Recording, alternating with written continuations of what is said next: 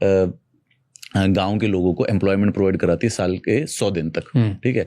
तो 100 दिन का लिए इनको काम बताना पड़ता है कि आपको ये अनस्किल्ड काम करना पड़ेगा, तालाब बना दीजिए या कुछ और कंस्ट्रक्शन कर दीजिए, और उसके बाद जो पेमेंट है वो गवर्नमेंट की तरफ से आती है। तो उन्होंने सारे के सारे फेक एंट्री करवाई, फेक अकाउंट में पैसा आता था, सारा निकाल लिया, 83 करोड़, 83 करोड़। एंड क्या हुआ उनके साथ अब? She got a better posting now. I swear I'm not even kidding. This is not a joke also. उसको वापस रीइंस्टेट कर लिया भाई, एक दो साल के लिए कलेश सस्पेंड करके। और ये पब्लिकली प्रूव हो गया कि उन्होंने किया है? प्रूव कुछ नहीं होता दुनिया में कभी भी। मतलब इतना बड़ा चार्ज आना ना, I have already told you, इतना बड़ा चार्ज 83 करोड़ रुपए का फ्रॉड का चार्ज अगर किसी आईएएस पे चले ना और पूरे के पूरे सस्पेंशन हो जाए, तो एवरीबडी नोज की इन्फॉर्मेशन है।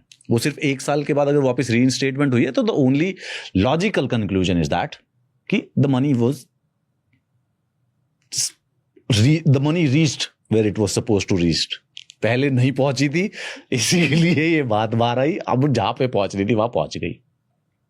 तो इसमें से जैसे अब 100 रुपीज यू सेड राइट, उसमें से 25 रुपए पहुंचते होंगे बेनिफिशियरी को, बाकी 75 है वो कितने डिपार्टमेंट में बढ़ता है, कहाँ बढ़ता है? From the top to bottom, I swear, मतलब non debatably from top to bottom. तो कितने होंगे इसमें layers, if you have to put out a guess? नहीं 7 से 8 लेयर हैं यार। Do you think these layers are right layers? Precisely बिल्कुल एकदम सही वाला डॉक्यूमेंट बनाया हुआ है यार।